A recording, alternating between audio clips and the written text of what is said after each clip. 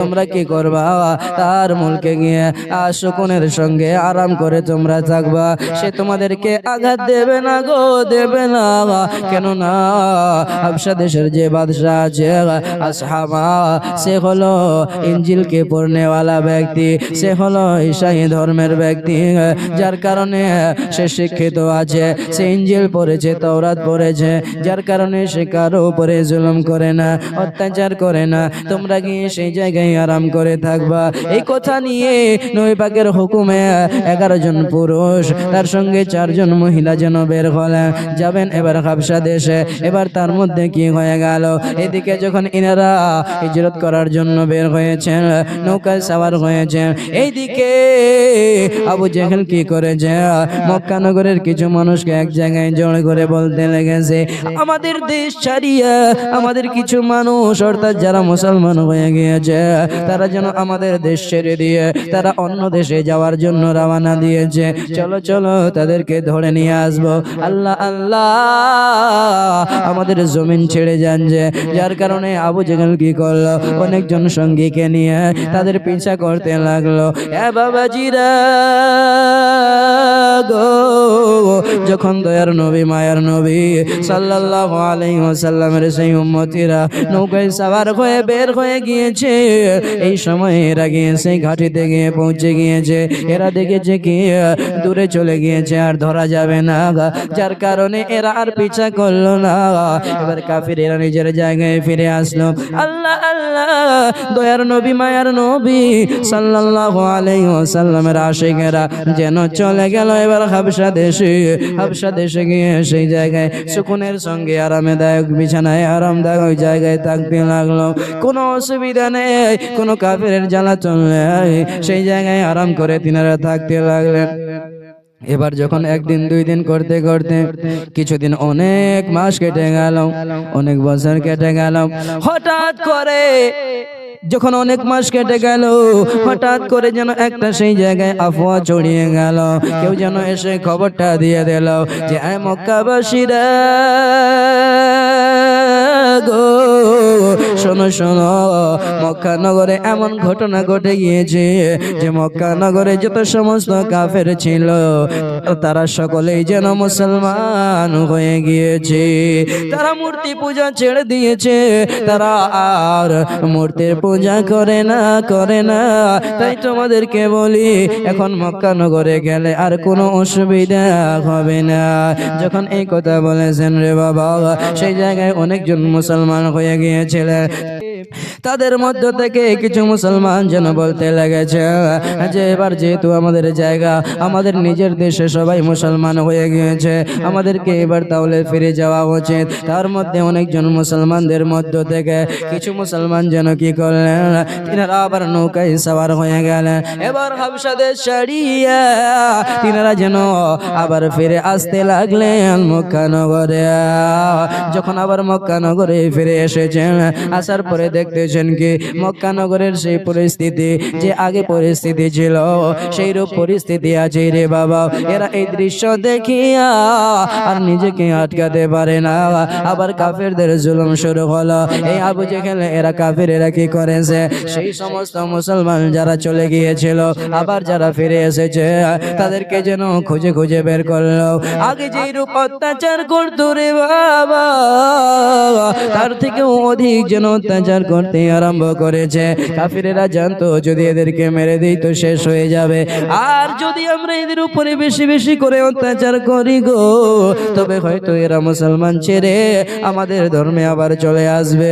আল্লাহ আল্লাহ, এরা তো জানতো না, কাফিরেরা জানতো না যে মুসলমান নিজের জীবন দিতে রাজি কিন্তু নিজের ঈমান দিতে রাজি নয়। যার কারণে ও বাবা জিরে আমার, এবার যখন মুসলমানদের উপরে অত্যাচার করতেই আছে, মুসলমানদের উপরে জ্বালাতন করতেই আছে, মুসলমানদেরকে আঘাত দিতেই আছে গো। এবার আবার যখন কিছু মাস কেটে গেল, দয়ার নবী মায়ার নবী সাল্লাল্লাহু আলাইহি ওয়াসাল্লাম যে মুসলমানেরা হাবশা দেশ থেকে ঘুরে এসেছিল তাদেরকে আর তার সঙ্গে সঙ্গে আরো কিছু মানুষকে বলল, আমার মুসলমান ভাইরা ও আমার উম্মত উম্মতিরা শোনো শোনো, তোমরা কি করো, এই জায়গায় থাকিও না, তোমাদের উপরে অতিরিক্ত অত্যাচার করা হচ্ছে, তোমরা বরং হাবশা দেশে চলে যাও, আর হাবশা দেশে গিয়ে হাবশা দেশে আরাম করে থাকবে।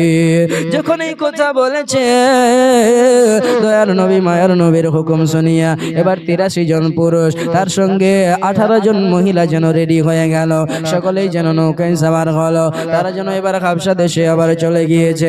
হাবশা দেশে যাওয়ার পরে আরাম করে থাকতে লেগেছে রে বাবা, কিন্তু মক্কা নগরের কাফিরেরা শান্তি পায় না যে মুসলমান অন্য জায়গায় গিয়ে আরাম করে আছে। এবার আবু জেহেল কি করলো, আবু জেহেলের সঙ্গে বড় বড় সর্দারেরা কি করলো, সেই জায়গা থেকে 2 জনকে বেছে নিল, যার মধ্যে একজন ছিল আমর ইবনুল আস আর একজন ছিল আম্মারা ইবনে ওয়ালিদ। এই 2 জনা মিলে দয়ার নবী মায়ার নবী সাল্লাল্লাহু আলাইহি ওয়াসাল্লামের উম্মতকে যারা মক্কা নগর ছেড়ে চলে গিয়েছিল তাদের পিছনে যেন যেতে লাগলো। আবু জেহেল শিখিয়ে দিয়েছে, হে আম্মারা শোনো শোনো, হে আমর ইবনুল আস শোনো শোনো, তোমরা 2 জনে অনেক তোহফা নিয়ে যাও, সঙ্গে করে অনেক তোহফা দিয়েছে রে বাবা, বলছে তোমরা 2 জনেই যাও। আর যাওয়ার পরে সেই জায়গার যে বাদশা আছে নজাসি, সেই জায়গার যে বাদশা আছে আসহামা, তার সামনে গিয়ে তোমরা এই সমস্ত তোহফা রাখবা, তাকে গিয়ে সর্বপ্রথমে সেজদা করবা। এবার তার সঙ্গে কথাবার্তা বলতে গিয়ে তাকে তোমরা বলবা যে আমাদের মক্কা নগর থেকে কিছু কায়দি ভেগে চলে এসেছে, কিছু মুজরিম ভেগে চলে এসেছে, যারা ভুল কাজ করে এসেছে, যাদেরকে আজকে আমরা নিতে এসেছি, আর তোমরা গিয়ে বলবা যে এই দেশে তারা সুকুনের সঙ্গে আছে, আমাদের মক্কা থেকে ভেগে চলে এসেছে। আল্লাহ আল্লাহ, এই কথা শুনিয়া আমর ইবনুল আস আর তার সঙ্গে আম্মারা ইবনে ওয়ালিদ এরা 2 জনাই যেন তোহফা নিয়ে এবার চলতে লাগলো হাবশা দেশে। যখন হাবশা দেশে গিয়ে পৌঁছে গিয়েছে রে বাবা, যাওয়ার পরে বাদশার দরবারে গিয়ে উপস্থিত, বাদশার দরবারে গিয়ে সমস্ত তোহফা রাখলো, রাখার পরে বলতে লেগেছে, হ্যাঁ আসহামা বাদশা, আমরা এসেছি মক্কা নগর থেকে এসেছি, আমরা যে এসেছি তার পিছনে একটা কারণ রয়েছে। এবার আসহামা বাদশা যেন জিজ্ঞাসা করতে লেগেছে, ও ভাইয়েরা বলো বলো, তোমরা কিসের জন্য মক্কা নগর থেকে এসেছো, কি কাজ আছে গো, এত দূর থেকে সফর করে এসেছো, এতগুলি তোহফা নিয়ে এসেছো, আমাকে একটু বলো। এবার আসহামা বাদশার কথা শুনিয়া এরা যখন প্রথমে সাজদা করেছে, উঠে যখন জিজ্ঞাসা করেছে, বলতে লেগেছে, আমর ইবনুল আস যেন বলতে লেগেছে, ওগো বাদশাহ শোনো শোনো, আমাদেরকে মক্কা থেকে পাঠানো হয়েছে, কারণ হলো এটা যে আমাদের মক্কা নগর থেকে কিছু মুজরিম তোমার দেশে চলে এসেছে, আর আসার পরে লুকায়ন ভাবে আছে, তারা মুসলমান হয়ে গিয়েছে, যার কারণে আমাদের মক্কা নগরে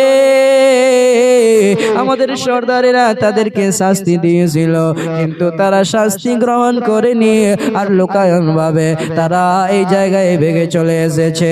আল্লাহ আল্লাহ, এই কথা শুনিয়া এবার বাদশা যেন রেগে গিয়ে হুকুম দিল, আমার ওয়াজিরেরা যাও যাও, সেই সমস্ত মুসলমানকে ধরে নিয়ে আসো যারা মক্কা থেকে আমাদের দেশে ভেগে এসেছে। অর্থাৎ কাফিরেরা মুসলমানদেরকে কোথাও শান্তভাবে থাকতে দেবে না। আজকে যেই রূপ আমাদের দেশের অবস্থা, সেই রূপ সেই সময় অবস্থা ছিল রে বাবা। মুসলমান হয়ে বেঁচে থাকতে হবে, মুসলমান হয়ে ইমানদার হয়ে বেঁচে থাকতে হবে, ইমানদার হয়ে বেঁচে থাকার জন্য অনেক কষ্ট লাগবে। কিন্তু দেখো দয়ার নবীর গোলাম হয়েছে তো কত বড় শাস্তি হচ্ছে। আল্লাহ আল্লাহ, এবার যেন বাদশার হুকুমে ওয়াজিরেরা গিয়ে সমস্ত মুসলমানকে ধরে নিয়ে আসলো। এবার যখন বাদশার দরবারে উপস্থিত করেছে, তাদের মধ্য থেকে একজন যেন সামনে আসলেন, তিনার নাম ছিল হযরতে আবু জাফর রাদিয়াল্লাহু তাআলা আনহু। তিনি ছিলেন হযরতে আলীর দাদা রাদিয়াল্লাহু তাআলা আনহু। যখন সামনে এসেছে, আসার পরে দাঁড়িয়ে যেন সালাম করেছে। বাদশার দরবারে যেটা নিয়ম ছিল যে সেখানে গিয়ে সাজদা করতে হবে, হযরতে আবু জাফর রাদিয়াল্লাহু তাআলা আনহু কিন্তু সাজদা করেনি। এবার যখন সাজদা করলেন না, তো যেন সেই বাদশাহ দরবারের মানুষেরা বলতে লাগলো, ওয়াজিরেরা বলতে লাগলো, বাদশাহ দরবারের নিয়ম জানো না? তোমাকে তো আজকে বড় কঠিন শাস্তি দেওয়া হবে, তুমি জানো যে সাজদা করতে হয়, তবুও কেন সাজদা করলে না? আল্লাহ আল্লাহ, এই কথা শুনিয়া এবার যেন হযরতে আবু জাফর রাদিয়াল্লাহু তাআলা আনহুকে বলতে লেগেছে, বাদশা যেন বলতে লেগেছে, আসহাবা যেন বলতে লেগেছে, আবু জাফর গো, তুমি শোনো শোনো, তুমি তো জানো আমার দরবারের নিয়ম কি, তবুও তুমি আমার সামনে এসে আমাকে সাজদা করলে না কেন? একটু বলো বলো। হযরতে আবু জাফর রাদিয়াল্লাহু তাআলা আনহু যেন বলতে লেগেছে, ও বাদশা শোনো শোনো, আমরা যেই জায়গা থেকে ভেগে এসেছি, মক্কা নগর ছেড়ে, আমাদের সুপ্রিয় দেশ ছেড়ে আমরা যেই জায়গায় এসেছি, শখ করে আসিনি গো, আসিনি। আমরা সেই জায়গায় মুসলমান হয়ে গিয়েছি, আমাদের একজন নবী হয়েছে, যিনি আমাদের মধ্য থেকে হয়েছে, আমরা তিনাকে ছোট থেকে বড় হতে দেখেছি। আল্লাহ তাবারক ওয়া তাআলার ওহী তিনার উপরে অবতীর্ণ হয়, আল্লাহ তাবারক ওয়া তাআলার সূরা তিনার উপরে অবতীর্ণ হয়, আল্লাহর বার্তা তিনি পান। সেই বার্তা পাওয়ার পরে আমাদেরকে দ্বীনের দাওয়াত দিয়েছিলেন, আর আমরা দ্বীনে ইসলামকে গ্রহণ করেছি বলে মক্কার কাফিরেরা আমাদের উপরে জুলুম করতেছে। এ বাদশা শোনো শোনো, আমাদের সেই নবী বলেছে যে আল্লাহ ব্যতীত কোন দুনিয়ার মানুষের সামনে নিজের মাথা যেন নত না করে, কারো সামনে যেন সাজদা না করে। এ বাদশা গো, যার কারণে আমরা তোমার সামনে আসিয়া সাজদা করলাম না। যখন বলেছেন এই কারণে আমরা সাজদা করলাম না, এবার যেন বাদশাহ বলতে লেগেছে, তোমাদের নবী কি বলে গো, আমাকেও বলো। দয়ার নবীর কথা বলতেছেন কি? হ্যাঁ বাদশাহ শোনো শোনো, আমাদের নবী আমাদেরকে কলেমা পড়িয়েছে, লা ইলাহা ইল্লাল্লাহু মুহাম্মাদুর রাসূলুল্লাহ। এই কলমা শোনানোর পরে এবার যখন বাদশাহ এই কথা শুনেছে, না কথা তো ঠিকই বলে, কারণ বাদশাহ তো ঈসাই ছিল যদিও, কিন্তু সে ইনজিলকে ভালো করে পড়েছিল, তাওরাতকে ভালো করে পড়েছিল, আল্লাহর কিতাবকে পড়েছিল। এবার সেই কিতাবে সে যত কিছু শিখেছিল সেই সমস্ত কিছু যেন সামনে শুনতে লেগেছে।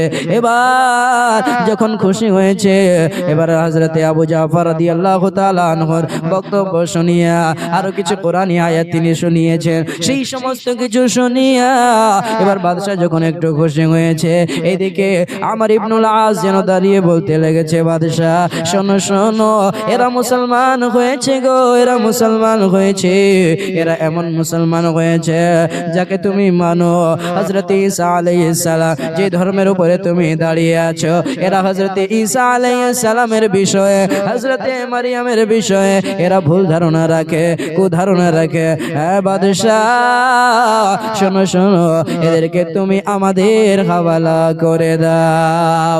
এবার যখন এই কথা বলেছেন গো বাবারা, সেই সময়ে হযরত আবু জাফর রাদিয়াল্লাহু তাআলা আনহুর দিকে তাকাইয়া যেন বাদশা বলতে লেগেছে, কি কথা বলছে গো, সত্য নাকি মিথ্যা? হযরত আবু জাফর রাদিয়াল্লাহু তাআলা আনহু এবার যেন সূরা মারিয়াম তেলাওয়াত করতে লেগেছেন।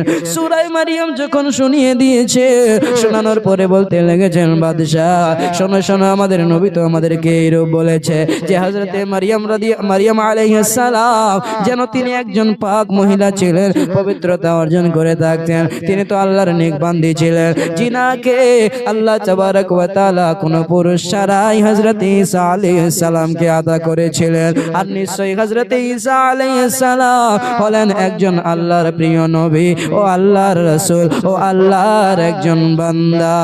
যখন এই কথা বলেছেন গো, সূরা মারিয়াম শোনার পরে এইদিকে যেন বাদশার হৃদয় চেঞ্জ হয়ে গিয়েছে, বাদশা যেন বলতে লেগেছে, ও আবু জাফর শোনো শোনো, তোমরা একদম সঠিক কথা বলেছো, যে রূপ তোমরা বললা গো সেই রূপ আমিও আমাদের ইনজিল কিতাবে পড়েছি, তার সঙ্গে তাওরাতেও দেখেছি।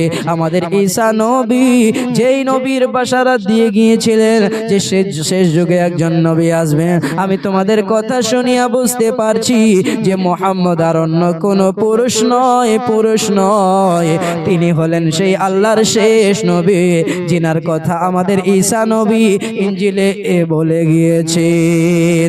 এই কথা যখন শুনেছেন গো বাবা, সেই সময়ে যেন এবার সেই বাদশা আবার বলতে লেগেছে, ও আবু জাফর শোনো শোনো, আমি বলতেছি গো, আমার উপরে যদি বাদশাহিয়াতের দায়িত্ব না থাকতো তবে আমি কি করতাম? আমি নিজে মক্কা নগরে সফর করে যেতাম, আর যাওয়ার পরে আমিও তোমাদের নবী অর্থাৎ মুহাম্মদ সাল্লাল্লাহু আলাইহি ওয়াসাল্লামের জুতো সিধা করে রাখতাম, আর আমি তিনার একজন গোলাম হয়ে যেতাম। যখন বাদশাহ এরূপ বলেছে, এবার বাদশাহের যত সমস্ত ওয়াজির ছিল, বাদশাহের যত সমস্ত মানুষ ছিল, তারা যেন রেগে গিয়ে, তারা তো কাট্টার ঈসাই ছিল, তারা রেগে গিয়ে বলতে লেগেছে, বাদশাহ এটা কেমন কথা বলতেছো, তুমি একজনের গোলাম হয়ে যেতা। এবার বাদশাহ এই কথা শুনে পুরো রেগে গিয়েছে, আর রেগে যাওয়ার পরে নিজের সমস্ত দরবারীদেরকে বলতে লেগেছে, খবরদার কেউ কোনো কথা বলবা না, সবাই চুপ করে থাকো। বাদশার হুঙ্কার শুনিয়া, বাদশার জোরে আওয়াজ শুনিয়া সবাই চুপ হয়ে গিয়েছে। এবার বাদশাহ যেন কি করলো, সমস্ত তোহফা, যেই তোহফাগুলিকে মক্কা নগরের কাফিরেরা পাঠিয়েছিল, সমস্ত তোহফাগুলিকে তাদের হাতে দিয়ে দিল, অর্থাৎ আমর ইবনুল আস আর আম্মার ইবনে ওয়ালিদের হাতে দিয়ে দিল। এবার দেওয়ার পরে বলল, তোমরা তোমাদের তোহফা নিয়ে যাও, আর আমি আজ থেকে এলান করছি গো, মক্কা নগর থেকে যতজন মুসলমান আমার দেশে এসেছে, তারা আজ থেকে আমার দেশে আমনের সঙ্গে আরাম করে আমার দেশে থাকতে পারে, কেউ তাদেরকে কোনো রকমের কোনো অসুবিধা করবে না।